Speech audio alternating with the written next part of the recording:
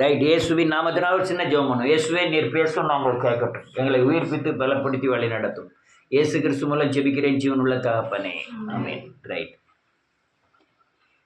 யாருமே வேதத்தை வாசிக்கிறது இல்லை, யாருமே தனியாக ஜெபம் பண்ணுறதே கிடையாது. ஜெபம் பண்ணாலும் சரி வேத வசனத்தின்படி நடக்கணும்னு நினைக்கிறது கிடையாது. நினைக்கிறதுனால என்ன நமக்கு நஷ்டம் அப்படின்னா, விசுவாசத்தின் கிரியை செய்ய முடியாத காரியமாய் மாறிவிடுகிறது. கண்டாதான், தொட்டால்தான், கேட்டாதான், சுவாசித்தால்தான், வெளிப்புறமான உறுப்புகளினால உண்டாகிற காரியங்களை பார்த்து தான் நம்ம இயேசுவை விசுவாசிக்க வேண்டியதாக இருக்கிறது. இந்த விசுவாசம் ஜெயமாய் முடியுமானா அது முடிய மாட்டேங்குது. இது விசுவாசத்தின் பலன் அல்ல. விசுவாசம் என்பது எது? வாசிக்கலாமே, எபிரேயரின் புஸ்தகம் 11ஆம் அதிகாரம்.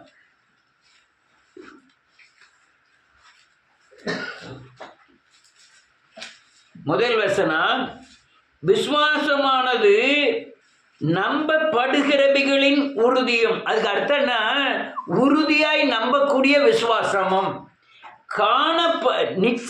நிச்சயமாய் காணப்படாத நிச்சயமாய் இருக்கிறத நம்பி விசுவாசிக்கக்கூடிய, உள்ள இருந்து ஆவியில இருந்து ஆத்மாவில இருந்து தோன்றுகிற ஒரு விசுவாசத்தின் பலன் நமக்கு தேவை. அது இல்லாதனாலதான் அநேக காரியங்கள்ல நாம் தோற்று போகிறோம். எனக்கு அநேக விசுவாச பரீட்சைகள் வந்தது. அல்லையா, இந்த காரியங்களை எப்படி நடத்தலான்னு பார்க்கணும்னு எல்லாரும் என்னை பார்த்துட்டு இருக்காங்க. என்னுடைய பிள்ளைகள் காரியத்தில் நான் கடந்து வந்த பிறகுதான் அந்த பலனை கர்த்தர் கொடுத்தாருங்கிறத நான் விசுவாசிக்க முடிந்தது. எப்படி செய்ய போறேங்கிற கூட எனக்கு அது கூட என் எண்ணத்தில் இல்லை. ஆனால் அந்த காரியங்களை எல்லாம் தேவன் செய்து முடித்தார், எல்லாமே செய்து முடித்தார். ஆனால் அதுக்கு ஏற்ற என்ற விசுவாசம் இருந்ததா இப்போ பார்க்கிறேன். ஆனால் என்ன மேம்னா, இந்த வெளிப்புறமான தோன்றுகிற உறுப்புகளின் மூலமாய் தோன்றுகிற காண்கிறவைகளின் மூலமாய் தோன்றுகிற விசுவாசம் இல்லாதபடி, உள்ளான ஆவியில உள்ள மனுஷன் மூலமாய் ஆத்மாவிலே தோன்றுகிற விசுவாசம் எனக்கு இருந்தபடினால, இந்த காரியங்களை சிந்திக்காதபடி இருந்ததுனால காரியங்களை கர்த்தர் நடத்தி முடித்தார். அநேகர் அல்லையா இந்த அவிவிசுவாசம், நம்பக்கூடாத நம்பப்பட முடியாத ஒரு விசுவாசம் வர காரணம் என்னன்னா, வேதத்தை வாசிக்கிறதே கிடையாது. யாருமே வேதத்தை வாசிக்கிறது கிடையாது, ஜெபம் பண்ணுறதே கிடையாது. அநேக காரியங்களை நம்ம பேசும்போதே வேதவசனத்தின் அடிப்படையில் பேசணுங்கிறது அநேகருக்கு புரியல. அந்த கெட்ட வார்த்தை என்ன தெரியுமா? அந்த கெட்ட வார்த்தை பேசுறது மட்டும் கெட்ட வார்த்தை இல்லை. நீங்க தேவன் அல்லாத பேசுகிற எல்லா வார்த்தையுமே கெட்ட வார்த்தைகள் தான் தேவனுக்கு முன்பாக. அப்ப நீங்க கெட்ட வார்த்தை ஒன்று உங்கள் வாயிலிருந்து புறப்பட வேண்டாம்னு ஆண்டவர் சொல்லுகிறது, வேதம் சொல்லுகிறது. அதனால இந்த கெட்ட வார்த்தை அந்த உலகத்தை சார்ந்த, உலகத்திற்கு அடுத்த, அல்லையா என் மாமிசம் விரும்புகிற, மாமிச மேன்மையை விரும்புகிற, உலகத்தின் மேன்மையை விரும்புகிற வார்த்தைகளை நாம் அநேக காரியங்களில் பேசுகிறதுனால தான் உள்ளான மனுஷன் மூலமாய் வேத வசனத்தின் அடிப்படையில் வருகிற விசுவாசம் நமக்கு வருவதில்லை. அதனாலதான் பாதிக்கப்படுகிறோம். காண்கிறவை வரட்டும் பார்ப்போம், அல்லேலூயா அவருக்கு செஞ்சார், அல்லேலூயா இவருக்கு செஞ்சார், அல்லேலூயா அப்படின்னு சாட்சிகளை நம்ம சொன்ன உடனே டக்குன்னு அது விசுவாசத்தின் பாதைக்கு வரணும்னு நினைக்கிறோம். அது இல்லை.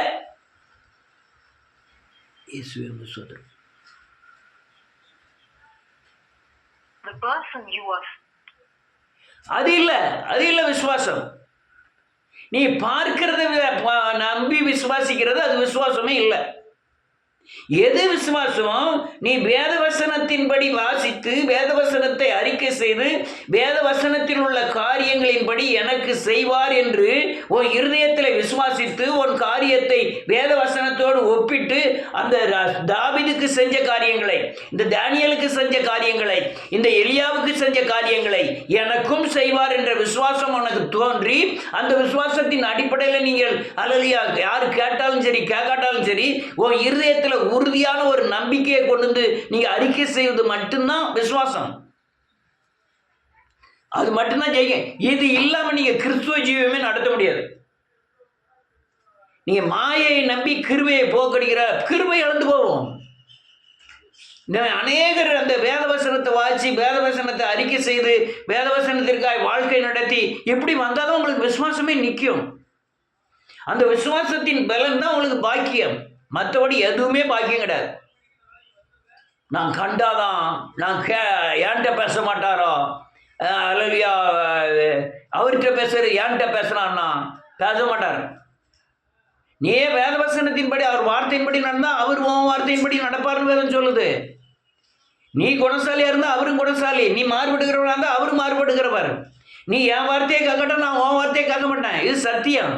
நீ வேதவசனத்தின்படி நடந்து வேதவசனத்தை வாசித்து உன் இருதயத்தில் அது விசுவாசத்தை உருவாக்க வேண்டும். அந்த வேதவசன இருதயத்தில் வைத்து விசுவாசத்தை உருவாக்கி அந்த விசுவாசம் அறிக்கை செய்யப்பட வேண்டும். அப்பதான் அது கிரியைகள் வந்து நிற்கும். தோமா அப்படிதான் சொன்ன, வாசிப்போமே. யாராவது எடுத்தவங்க வாசிக்கலாம், செல்ல வாசிக்கலாம். யோவான் எழுதின சுவிசேஷம் 20வது அதிகாரம் 24வது வசனத்திலிருந்து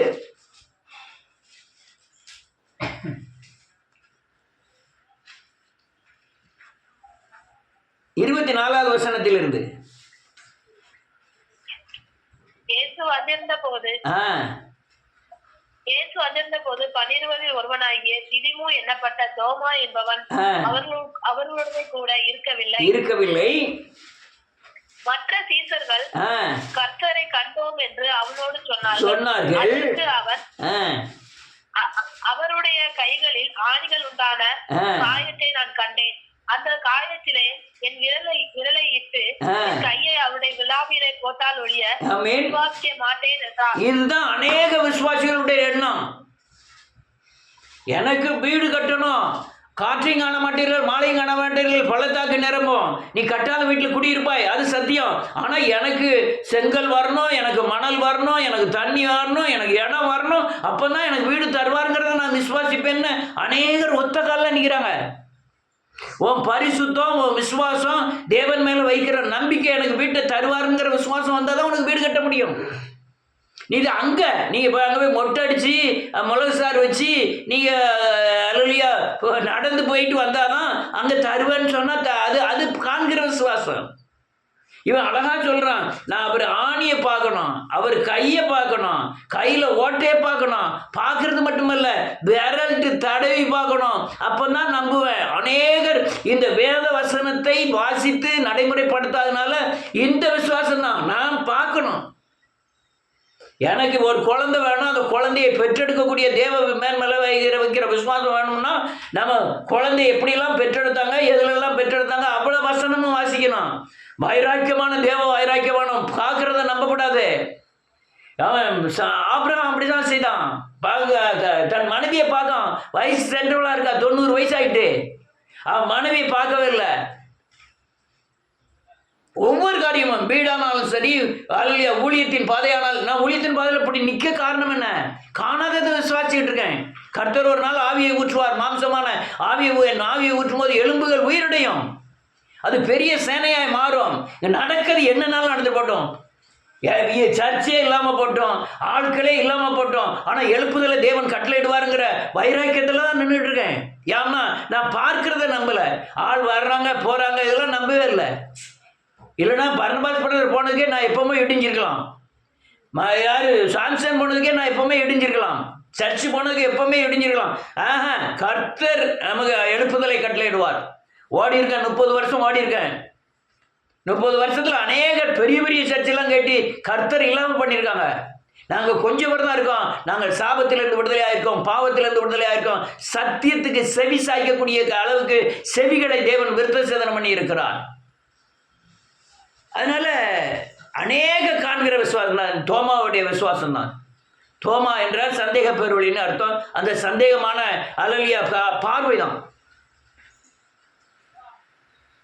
எதுக்கு அநேகர் எதுக்கு சர்ச்சு வராங்க? நம்ம சர்ச்சுக்கு வராமல் இருந்தோன்னா பிசாசு நம்மளை தாக்கிடுவோம். அதுக்கப்புறம் நம்ம போய் சங்கடப்பட்டு போகக்குள்ள அதுக்காக சர்ச்சுக்கு போவோம். எதுக்கு சர்ச்சு போகிறீங்க? அந்த பாஸ்டர் வந்தாருன்னா நல்ல கதை சொல்லுவார், அதுக்காக சர்ச்சுக்கு போவோம். என்டர்டைன்மெண்ட், அல்லையா, பொழுதுபோக்கு. ஒரு ஆள் பிரசங்கம் பண்ணிட்டு இறந்தார், பாஸ்டர் உங்களை மாதிரி சிரிப்பு காட்டி பேசக்கூடிய ஒருத்தருமே இல்லை, அப்படி பேசினாங்க அப்படின்னு ஒரு வந்து சொல்கிறாரு. அந்த பிரசங்கம் ஃபெயிலு. அவன் சொன்ன ஐயா போன வருஷம் அந்த முந்தின வருஷம் இந்த ஆலோசனை சொன்னீங்க, என்னை உயிர்ப்பிச்சுது, இது நாள் வரை என் வாழ்க்கையில் அந்த ஆலோசனையை, சத்தியத்தின்படி உள்ள ஆலோசனையை கடைபிடிக்கிறேன். இது அல்லையா ஜீவனுக்கு ஏற்ற பிரசங்கங்கள். அநேகர் அந்த அந்த தன்மைக்குள்ள வரல. நான் அப்படிதான் பேசிக்கிட்டு இருந்தேன். என் வாழ்க்கையில் செய்த அட்டுழியங்களை அல்லையா நான் சாட்சியாக சொல்கிற மாதிரி பிரசங்கத்தில் 2 அட்டுழியத்தை விட்டோம்னா அநேகர் சந்தோஷப்பட்டு சிரிப்பாங்க. சிரிக்க சிரிக்க கூட கொஞ்சம் பேசிக்கிட்டே இருந்தேன். பிறகுதான் நினச்சேன், அது பிசாசின் அல்லையா, இதெல்லாம் வேண்டியது தான், அது முக்கியம் இல்லை, சத்தியம் முக்கியம். சத்தியம் ஒரு மனுஷனை அல்லையா இருதயத்தில் தாறுமாறாக கழிச்சிடும். முரட்டு சுபாவம் உடையவனையும் லெகுவான இருதயம் உடையவனாய் மாற்றிவிடும் சத்தியம். அதுக்கப்புறம் தான் புரிந்து கொண்டேன், அந்த அல்லையா சிரிப்பு காட்டி அந்த என்டர்டெயின்மெண்ட் பண்ணதுக்குள்ள, அல்லையா பொழுதுபோக்குறதுக்குள்ள, அல்லையா இருதயத்தில் குத்தப்பட்டவர்களாய் அப்படின்னு வேதம் சொல்லுது. பேதுரு பேசினவன இருதயத்தில் குத்தப்பட்டவனாய் மனம் திரும்பினார்கள். அந்த அந்த காரியத்துக்காக தான் வைராக்கியமாய் தேவனை சேவிக்க ஆரம்பித்தேன். இல்லைன்னா என் வாழ்க்கையில் நான் ரசிக்கப்படுறதுக்கு முந்தைய அநேக தப்புகள் எல்லாம் இன்னைக்கு எப்பவுமே சொன்னதான். அதுக்கப்புறம் அடிக்கடி சொல்றது கிடையாது. சொன்னால் அதில் வந்து மேன்மை இல்லை. ஆனால் சிரிப்பாக இருக்கும், நேரம் டக்குன்னு போயிடும். ஆட்கள்லாம் அந்த அந்த சிரிப்பு காட்டினது நிற்குமே தவிர சத்தியம் நிற்காது. நான் இப்போ சொல்லிக்கிட்டு இருக்கிறது அல்லையா வேத வசனத்தை வாசிக்காதனாலையும் நடைமுறைப்படுத்தாதனாலையும் வேதம் சொல்லுகிற விசுவாசத்தினாலே கிரியை நடப்பிக்கலைன்னு சொல்ல வருகிறேன். அநேகருடைய நிலைமை என்ன? எனக்கு வீடு கிடைச்சிடணும், பிள்ளை கிடைச்சிடணும், பிள்ளை படித்து காலேஜ் படிக்கணும், அல்லையா பெரிய வீடு கட்டணும், மாடு வாங்கணும். ஆனால் விசுவாசம் எங்கே? மகன் ரசிக்கப்படணும், மருமகன் ரசிக்கப்படணும், பேரை ரசிக்கப்படணும், பேத்தி ரசிக்கப்படணும், அல்லையா மகன் அல்லையா மகா ரசிக்கப்படணும், எல்லாம் ரசிக்கப்படணும். சரி, அதற்கு ஏற்ற விசுவாசத்தின் கிரியை எங்கே? வேத வசனத்தின் வாசிப்பு எங்கே? உன் வாழ்க்கையில் அநேக நேரம் சொல்லியிருக்கிறேன், உங்கள் அடுத்த கட்ட வாழ்க்கை நீங்கள் செய்கிற காரியம் வேத வசனத்துக்குள்ளே இருக்கணும். நீ நினைக்கிற நினைவு வேத வசனத்துக்குள்ளே இருக்கணும். ஒரு வேளை நீங்கள் அந்த நினைவு மாறுபட்ட நினைவு ஏற்பட்டதானா டக்குன்னு மனம் திரும்பி பாதுகாத்து கொள்ள வேண்டும். அப்போ தான் இப்போ நான் சொல்கிற காரியங்களில் நீங்கள் நிற்க முடியும். எந்த ஊழியக்காரனும் இந்த இடத்துல நிற்க முடியாது. நான் சவால் விட்டு சொல்லுகிறேன், நான் பெருமைக்காக சொல்லலை. நான் இப்போ நிற்கிற இடத்துல இன்னொரு ஊழியர்கள் பலவீனமாக இருக்குது, ஊர்க்காரன் அடிபட்டு மிடிபட்டு அப்படின்னா நிற்க முடியுமே தவிர, எல்லாத்தையும் இழந்து தேவனுக்காக ஊழியத்தை அல்லையா வாசலை திறப்பார்னு நிற்கிறதுக்கு நீங்கள் ஒரே ஒரு ஊழியர்களை கூட பார்ப்பது ரொம்ப கஷ்டம். திருப்பி சொல்றது மேன்மைக்காக அல்ல. எழுப்புதலை தேவன் கட்டளையிட போறார். எழுப்புதெல்லாம் என்னன்னே தெரியாம பேசிக்கிட்டு இருக்காங்க. அநேக ஊழியர்கள் அப்படிதான் பேசுறாங்க. எழுப்புதெல்லாம் என்னன்னே தெரியல. ஆனா நம்ம சொல்ற எழுப்புதல், அப்பா ஃபேஸ்புக்கில் எழுப்புதலை குறித்து எழுதிக்கிட்டே இருந்தேன். எங்க கண்ணன் ஒரு கேரளா, எழுப்புதல் எப்பவுமே ஏசனார் வந்துட்டார், ஏசனார் வரலன்னு சொல்லிட்டு இருக்க அப்படின்னு எனக்கு ஃபோன் பண்ண ஆரம்பிச்சார் ஒரு ஆள். யாரோ ஒரு ஆப்பிரிக்காக்காரன் பேருடைய ஏதோ ஒரு பேர். அவன் தான் ஏசுநாதர் எழுப்புதெல்லாம் வந்துட்டு அப்படின்னு சொல்லி என்கிட்ட பேசினார் ஒரு ஆள். இன்னும் இங்கே உள்ளவங்களும் இப்போ வேகமாக பாட்டு படிக்கிறதும் மாம்ச கிளர்ச்சியை உண்டு பண்ணுவதும் அல்லையா ஜனங்கள் அதிகமாக கூடுகிறதுனாலையும் அது எழுப்புதல் நினச்சிட்டு இருக்காங்க. அது எழுப்புதல் அல்ல. மனம் திரும்பி பாவ மன்னிப்பின் நிச்சயத்தை அல்லையா பெறுவதுதான் எழுப்புதல். மார்பில் அடித்துக்கொண்டு மனம் திரும்புவது தான் எழுப்புதல். சிலுவையை பின்பற்றுவது தான் எழுப்புதல். அல்லையா மாம்சமான யாவரும் மேலும் ஆவி அப்பதான் ஊற்ற முடியும். சிலுவை வழியாக தான் ஊற்ற முடியும். அதுதான் எழுப்புதலின் ஆதாரங்கள். அதுக்காக தான் காத்துக்கிட்டு இருக்கான். அல்லையா அழைப்பு இல்லாம ஊழியமே செய்ய முடியாது. அதனால நீங்க காண்கிறதை நம்பி பிரயோஜனம் இல்லை. மிருகங்கள் அப்படிதான் செய்யுது. உலகத்தில் நடக்கிற மிருகங்கள் பூராமே காண்கிறது தான் நம்புது. முன்னால புல்லு இருக்கிறத பார்க்க அதை நம்புது, புல்லை போய் சாப்பிடுது. நம்ம ஆவிக்குரியவர்கள், காணாததை நம்பக்கூடியவர்கள். அதுக்கு நீங்கள் வேதவசனத்தின் அடிப்படையில் வேதவசனத்தை வாசிக்கணும், வேதவசனத்தை தியானம் பண்ணணும், வேதவசனத்தின்படி உன் வாழ்க்கை இருக்கணும். தனி ஜபங்கள் அவசியம். நீ படுத்திருந்தாலும் எழுந்தாலும் நடந்தாலும் அதை குறித்து பேசுன்னு வேதம் சொல்லுகிறது. உன் கண்ணை கண்ணை விட்டு அது பிரியாது இருக்கட்டும் அப்படின்னு வேதம் சொல்லுது. அப்பதான் நீ என்ன நடக்கும்? வேத வசனம் தான் உங்க வாழ்க்கையில விசுவாசத்தின் கிரியையா வெளிப்படும். வேத வசனத்தின் அடிப்படையில் வாழ்க்கையின் கிரியைகள் வெளிப்படும். அநேக வேத வசனங்கள் தான் என் வாழ்க்கையில் நடந்த போராட்டங்கள்ல எல்லாம் விடுதலையை கொடுத்தது. எனக்கு மட்டுமல்ல, இதே மாதிரி பிரச்சனை வந்துன்னா அதே வசனத்தை சொல்லி அநேகர் விடுதலை ஆனவங்க என்கிட்ட சொல்லியிருக்காங்க. இதோ அமலேக்கன் பட்டை மேற்கொள்வதில்லைன்னு சொல்லி உங்களை விடுவித்த தேவன் அதே வசனத்தை நான் சொல்லி இந்த காரியத்திலிருந்து என்னை கர்த்தர் விடுவித்தாருன்னு சொல்லியிருக்காங்க. அந்த காரியத்தை தான் விரும்புகிறார் ஆண்டவர். அல்லேலூயா. இன்னொரு வசனத்தை வாசிப்போம். 2 கொரிந்தியர் 5ஆம் அதிகாரம் 4 வாசிக்கலாம்.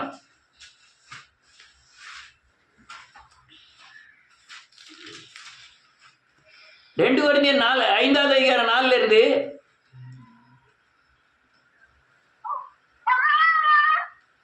வாசிய. வேற யாராவது ஒரு ஆள் வாசிய.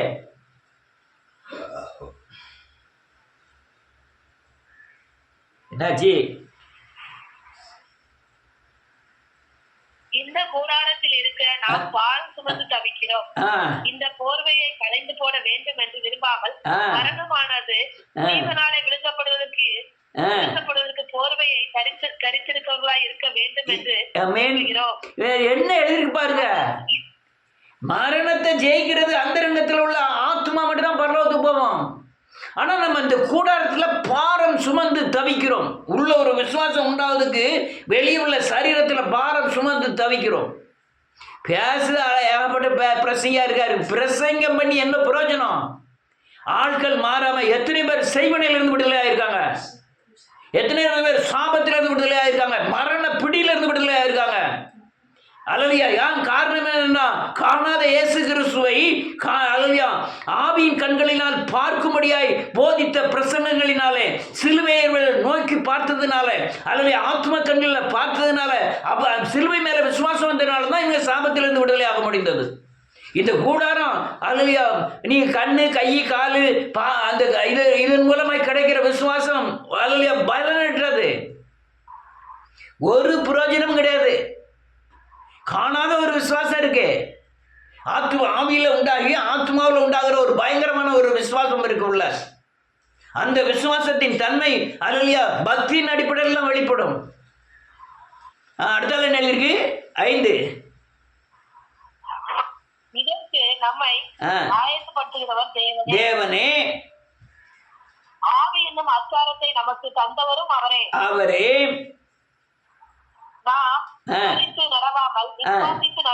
ஆமென். தேகத்தின் காரியம் கூட தரிசித்தால் தான் நடக்கிறது. ஆனா அவனுக்கு அது கிடைச்சிட்டு இவனுக்கு இது கிடைச்சிட்டு எனக்கு ஒண்ணும் கிடைக்கலையே. எல்லாம் கிடைச்சவனுக்கு குறைஞ்சதும் இல்லை, ஒன்றும் கிடைக்காதவனுக்கு ஒன்றும் இல்லாதவனும் இல்லை. ஒருத்தனுக்கு மாடு கிடைச்சிருக்கு, ஆடு கிடைச்சிருக்கு, வீடு கிடைச்சிருக்கு.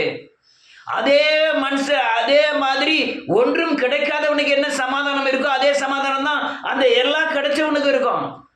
கூட சேர்த்தவனுக்கு அதிகமான போறது இல்லை. அப்ப நம்ம தேகத்துக்காக ஏன் பயப்படணும்? நாம அல்லேலூயா விசுவாசித்து நடக்கணும். தரிசித்து விசுவாசிக்கிறதை விட உள்ள விசுவாசித்து வெளியே நடப்ப கொண்டு வரணும். அநேகருக்கு இந்த பலன் இல்லை. அநேக கிறிஸ்துவ விசுவாசிகளுக்கு பலன் இல்லை. தோமா மாதிரி தான் என்னை பார்க்கட்டும், நான் அல்லேலூயா என்னை பேரில் காமிக்கப்பட்டு நான் பார்த்தா தான் நம்புவேன். இது விசுவாசமே கிடையாது. இதெல்லாம் விசுவாசம் கிடையாது. இது தேவ துரோகம். யாம் தேவ துரோகம்னு சொன்னோம்னா, உன்னை ரட்சித்ததே வித்தியாசமானது. ரட்சித்ததே மனுஷனால் கூடாதது, இந்த உலகத்தின் சக்தியால் கூடாதது, தேவன் ரட்சித்தார். அப்போ உங்களுக்கு தேவன் மேல வைக்கிற விசுவாசம் குறைஞ்சதுன்னா நாம் தேவ துரோகியா மாறுகிறோம். அல்லேலூயா.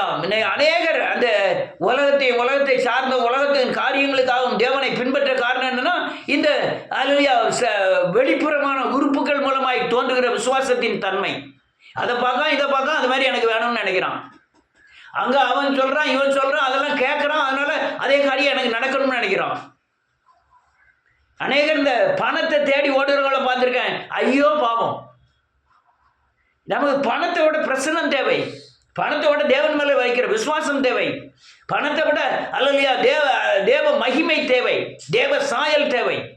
இந்த இது செய்யாதத பணம் ஒன்றும் கிழிக்க போறதே கிடையாது. ஒரு பிரயோஜனம் ஒன்றுக்கு முதலாவது பணம். அல்லேலூயா. ரைட். அடுத்தால என்ன இருக்கு? 7. இந்த தேகத்தில் குடியிருக்கையில் கர்த்தரிடத்தில் குடியிராதவர்களாய் இருக்கிறோம் என்று அறிந்தும் எப்பொழுதும் தைரியமாய் இருக்கிறோம். ஆமென். நாம் தைரியமாகவே இருந்து இந்த தேகத்தை விட்டு குடிபோகவும் கர்த்தரிடத்தில் குடியிருக்கவும் அதிகமாய் விரும்புகிறோம். ஆமென். வேதம் சொல்லுது, இந்த தியாகம் நச்சுனால ஒன்றும் பிரயோஜனம் கிடையாது. உள்ள தேவன் குடியிருக்கணும். நான் இந்த தேகத்தை கீழே உதறி தள்ளி விட்டுட்டு தான் நான் தேவனோடு குடியிருக்க போகிறேன். அது தேகம் அங்கே போகிறது இல்லை. இது ஒரு கூடாரம். நீங்கள் வேதவசனத்தின்படி நடந்தாலும் உங்கள் கண்ணு வேதவசனத்தின்படி நடக்கும், உங்கள் வாய் வேதவசனத்தின்படி நடக்கும், உங்கள் காது வேதவசனத்தின்படி நடக்கும். இந்த அல்லேலூயா, நீ என்ன பாருங்க, எல்லாமே அல்லேலூயா விசுவாசத்துக்கு விரோதமானது. ஒரு சீரியல்லாம் பார்க்குறாங்களே, அதெல்லாம் பேசுகிறத பார்த்தா எப்படி இவங்க வேலைக்காரங்க பார்க்க முடியுதுன்னு தெரியல. உன்னை கல்யாணம் முடிக்காமல் விட மாட்டேன், கல்யாணம் முடித்தாலும் பிரிக்காமல் விட மாட்டேன், பிரித்தாலும் குழந்தை பெக்க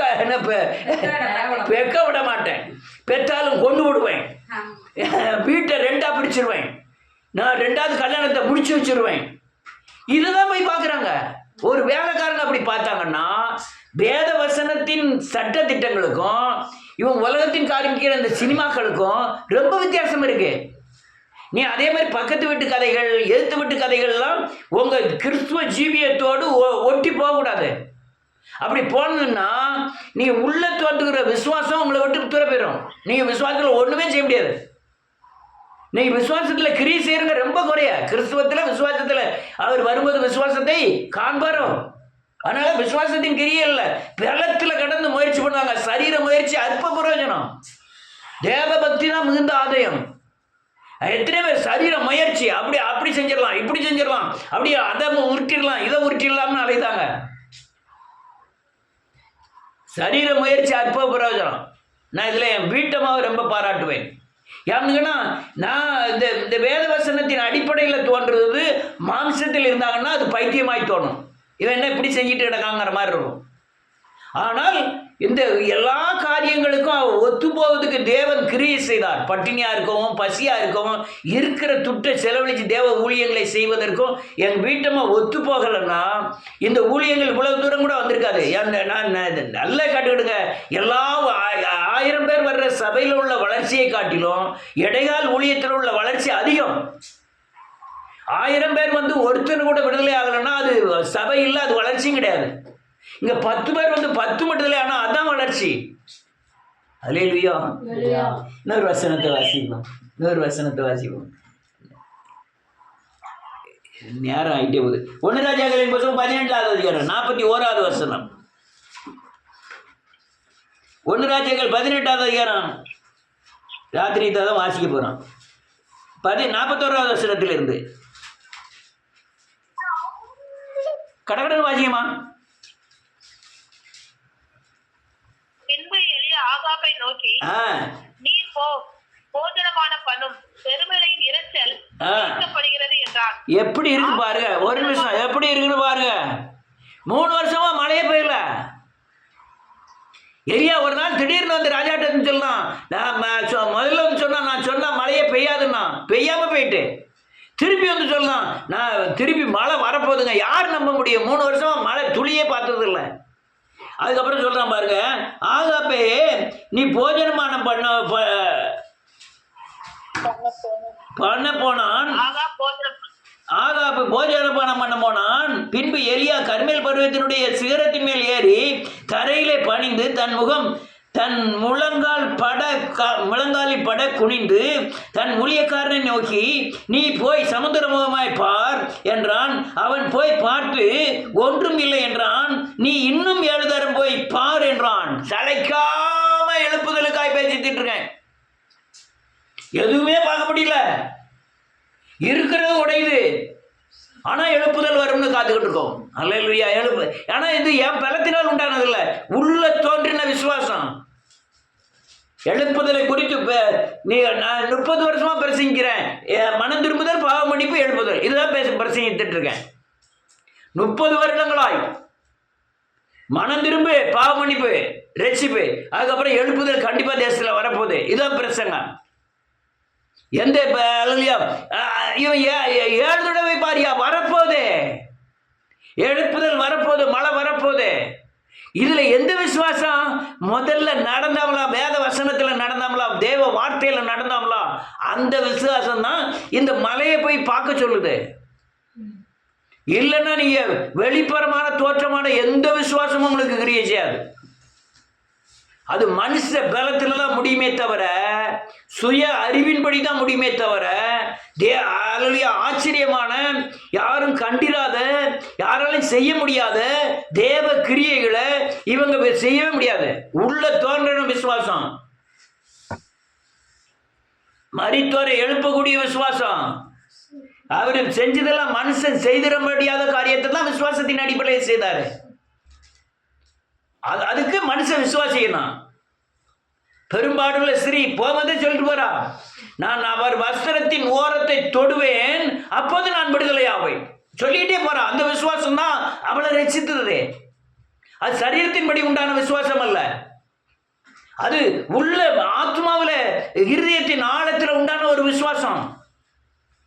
நான் ஓரத்து போய் தொடுவேன், நான் விடுதலை ஆவேன்ட்டு போறான். ஒரு பிறவி குருடன். ஆண்டவர் பாரு, ஆண்டவரே தாவீதின் குமாரனை இறங்கும், என்னை ரட்சிய மாட்டீங்க.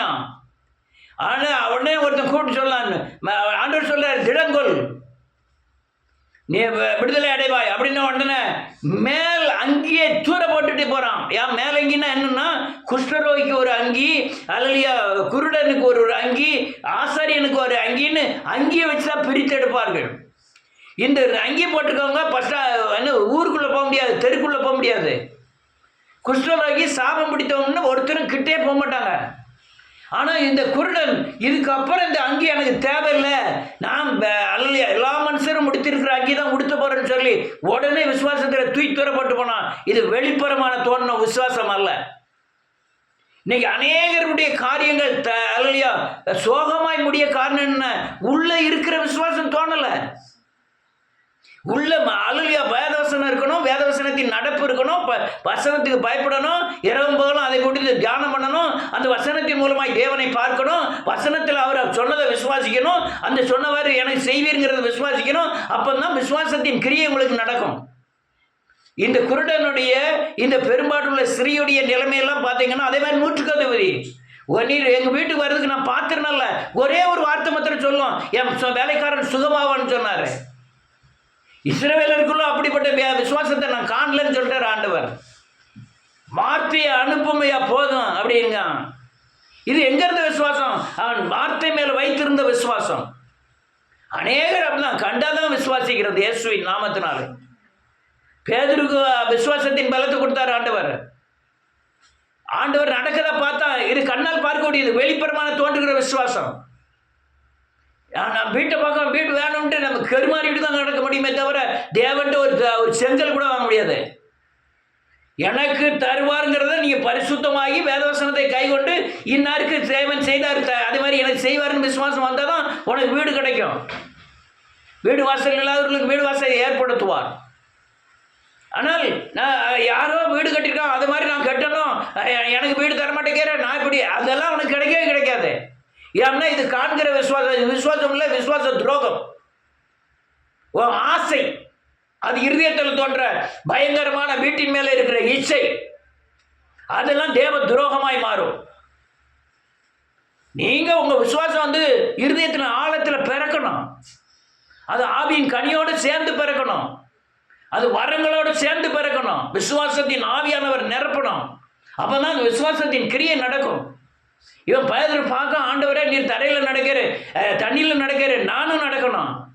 இது காண்கிற விசுவாசம், கண்ணுனால பார்க்கிற விசுவாசம்.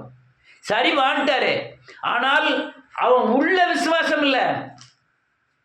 அவன் அலலியா போயிட்டு இருக்குமே, நான் தண்ணிலாம் நடக்கணும் மூழ்கிட்டான். இது உள்ள பலன் இல்லாதனால தான். ஆத்மாவிலே ஆவியிலே என் தேவன் என்னை நடத்துகிறார். நான் நடக்கிறது சரீரத்தில் நடக்கல, ஆண்டவர் என்னை தாங்குகிறார். இந்த உலகத்தில் நடக்கிறது என் பலத்தில் நடக்கல, ஆண்டவர் என்னை தாங்குகிறார். அப்படிலாம் நீங்கள் விசுவாசிச்சாதான் தண்ணியில் நடக்க முடியும். தண்ணி மாதிரி பிரச்சனைகள் அநேகம் உண்டு. நீங்கள் தண்ணியில் நடக்கக்கூடிய காரியங்கள்லாம் வரும்பொழுது ஆண்டவர் என்னை தாங்குகிறார், என்ன நஷ்டம் கஷ்டம் துன்பம் எல்லாரும் அவர் சுமக்கிறார்ன்ற விசுவாசம் வரணும். வேதமே தெளிவாக சொல்லுது, நீ சம்பாத்தியம் பண்ண சம்பாத்தியம் உன் கைக்கு பிரயாசத்தினால் வந்ததுன்னு நினைக்காதன்னு வேதம் சொல்லுது. அநேகர் அப்படி நினைக்கிறதுனால தான் ஒரு 10 ரூபாயில் 1 ரூபா கிளந்துட்டாலும் அல்லையா பயங்கர வேதனைப்படுவதின் காரணம். எங்கே விசுவாசம் இருக்கு? யார்கிட்ட விசுவாசம் இருக்கு? விசுவாசத்தின் கிரியை உன் இழப்புல தெரியும், அல்லையா அவன் பணத்தை இழக்கிறதுல தெரியும், தேவனுக்காய் அர்ப்பணிக்கிறதுல தெரியும், தேவனுக்காய் ஓடுகிறதுல தெரியும். இல்லைன்னா எப்படி தெரியும்? பெரிய பெரிய எத்தனை பேர் பார்த்தீங்கன்னா பெரிய கல்யாணம் நடத்துவாங்க, அதில் பாஸ்டருக்கு 500 ரூபா கொடுப்பாங்க. கல்யாணம் பண்ணவே 1 லட்ச ரூபா இருக்கும். இவன் தான் எல்லாத்துக்கும் நிற்பான், இல்லையா கல்யாணம் நடந்தாலும் கடையம் நடந்தாலும் காய்ச்சலானாலும் மண்டடியானாலும் பிசாசு போராட்டானாலும் ஊழியக்காரன் தான் நிற்க போகிறான். இவங்க 1 லட்ச ரூபா கொடுத்து கல்யாணம் பண்ணுறது அனுமத்துவான், ஆனால் பாஸ்டருக்கு 500 ரூபா கொடுப்பான். இனி எப்படி விசுவாசத்தின் கிரியை செய்ய முடியும்? நான் 1 லட்ச ரூபாயை கொடுத்துருன்னு சொல்லலை, நம்முடைய நெருவை எப்படி இருக்கு? இதுதான் நம்முடைய அல்லையா கிறிஸ்து நமக்குள்ள விசுவாசத்தின் கிரியைகளினாலே மலைகளை பேர்க்காத காரியத்தின் அடையாளங்கள். அல்லையா போய் பாருண்ணா, போய் 7 தடவை போய் பாருண்ணா, எலியா போய் பாரு, சமுத்திரமுகமாய் பாரு. 7வது தடவை போய் பார்க்குறான், உள்ளங்கை அளவு மேகம் தெரியுது. இது என்ன விசுவாசம்? இருதயத்தில் ஆழத்தில் தோன்றுகிற விசுவாசம். வேதம் சொல்லுது, எலியா என்பவன் நம்மை போல பாடுள்ள மனுஷனாயிருந்தான், அவன் கருத்தாய் ஜெபித்தான், மழை பெய்யும்படி செய்தான். அவனுடைய விசுவாசம் மழையை பெய்ய பண்ணுது. நம்ம அல்லையா வெளியே தோன்றுகிற எந்த காரியமும் விசுவாசத்தின் அடிப்படையில் வராது, அது நம்பிக்கை துரோகத்தின் அடிப்படையில் தான் வரும். உள்ள தோணுகிற விசுவாசம் மட்டும்தான் உங்களை ஜெயிக்க வைக்கும். இயேசுவை நாம் நிறைய காரியங்களை சொல்லலாம், இப்போ காலங்களும் நேரங்களும் போராது. அதனால நீ கிறிஸ்தவனா இருந்தா அடிச்சு அலலியா மாண்டு செத்து பிழைக்கிறத விட சந்தோஷமா வாழ கற்றுக்கொள்ளணும், தேவனோடு வாழ கற்றுக்கொள்ள வேண்டும். நேதான் சாவு ஜெபம் பண்ணுதான் உபாசம் இருக்க அலலியா ஏதாவது கிடைக்காம ஒண்ணுமே கிடைக்காது. மிஞ்சி போனா மண்ணு கிடைக்கும். நீ விசுவாசத்துக்காக 5 பைசா இழக்க மாட்ட, விசுவாசத்துக்காக ஒரு முழங்கால் போட மாட்ட, விசுவாசத்துக்காக ஒரு ஜெபம் பண்ண மாட்ட, விசுவாசத்துக்காக பாவரிக்கை செய்ய மாட்ட. ஆனால் ஆண்டவர் நமக்கு எல்லாம் செஞ்சிடணும். எவ்வளோ பெரிய துரோகம்! அந்த முட்டாளுடைய கண் கட்டப்பட்ட மாதிரி நம்ம கண் கட்டப்பட்டிருக்குன்னு அர்த்தம். எத்தனை தடவை வேதத்தை வாசிச்சிருக்கோம், எத்தனை தடவை தனி ஜெபம் பண்ணியிருக்கோம். வீட்டில் என்னைக்கு தனி ஜெபம் பண்ணோம்? வீட்டில் என்னைக்கு வேதத்தை வாசிச்சோம்? என்னைக்கு வேத வசனம், இது வேத வசனத்துக்கு விரோதமாக நடக்கிறேன் ஆண்டவரே, இது வசனம் மீறி நடக்கிறேன்னு சொல்லி என்னைக்கு மன்னிப்பு கேட்டோம்? மன்னிப்பு கேட்டாலும் உள்ளே இருந்து விசுவாசம் பிறக்கும். உள்ள வசனம் இருந்தால் தான் வெளியே விசுவாசம் பிறக்கும். உள்ள வசனம் இல்லைன்னா வெளியே விசுவாசம் பிறக்கவே செய்யாத. வசனமும் வாழ்க்கை அமைப்புகள் இருக்கணும். நான் 30 வருஷம் நடத்துகிறேன். யாரையாவது ஒரு நிமிஷம் கூட ஏமாத்துறேன்னு யாருனாலும் சொல்லலாம். 10 ரூபாய்க்கு உங்களை ஏமாத்துறேன்னு யாருனாலும் சொல்லலாம். அல்லையா? அதனால தான் இங்கே 30 வருஷம் ஆனாலும் எழுப்புதல் வரும்னு காத்துட்டு இருக்க முடியுது. யாராவது ஒரு தீதான வார்த்தை சொன்ன ஒரு சின்ன பையனை கூட ஏழைன்னு சொல்லிட மாட்டேன். யாராவது காணிக்க கொடுக்கலன்னா அவங்க காணிக்க கொடுக்கலன்னு நினைச்சு கூட பார்க்க மாட்டேன். அது அவங்க பலன் விட்டுருவேன். எத்தனை பேர் என்னை ஏமாத்தினாலும் சரி, அது கர்த்தருக்குரிய பலன் நாம வீட்டில் விட்டுட்டு போயிட்டு இருப்பேன். பசியோடு பட்னியோடு ஓடிக்கிட்டு இருக்கேன். ஆனால் எல்லாமே என்னுடைய வாழ்க்கையில் நடந்த எல்லா காரியமே விசுவாசத்தின் பாதையில் தான் நடந்தது. என் வீட்டில் நான் ஒரு கண்ணாடி வச்சுருந்தேன், இது கூட விசுவாசத்தில் வந்தது. என் சட்டை போட்டுக்க இது விசுவாசத்தில் வந்தது. என்ற விசுவாசத்தில் வராத ஒன்றுமே கிடையாது. எல்லாமே விசுவாசத்தின் பாதையில் வந்தது. வீடு மாத்திரம், வீட்டில் இருக்க, பைக்கு ஈக்கு எதுவே, கல்யாணம் பிள்ளைகள் எல்லாமே விசுவாசத்தின் அடிப்படையில் வந்தது. அடித்து சொல்ல முடியும், விசுவாசத்தின் அடிப்படையில் வந்தது. காரியம் அவருடைய வேத வார்த்தையை இருதயத்தில் எழுதியிருக்கிறேன். எனக்கு தெரியாத வார்த்தைன்னா நடந்திருக்காம இருக்கலாம், சொல்லலாமே தவிர தெரிஞ்ச ஒரு வார்த்தைக்கு அதை நான் மீறினது கிடையாது. மீற என் இருதயம் சம்மதிக்காது. அதனால இந்த உலகத்தின் காரியத்தை யார் இழக்காங்களோ அதான் விசுவாசத்தின் காரியங்களை நடத்த முடியும். உலக மேன்மையை யாரு துச்சமா மதிக்கிறாங்களோ அவங்க தான் விசுவாசத்தின் கிரியை நடப்பிக்க முடியும்.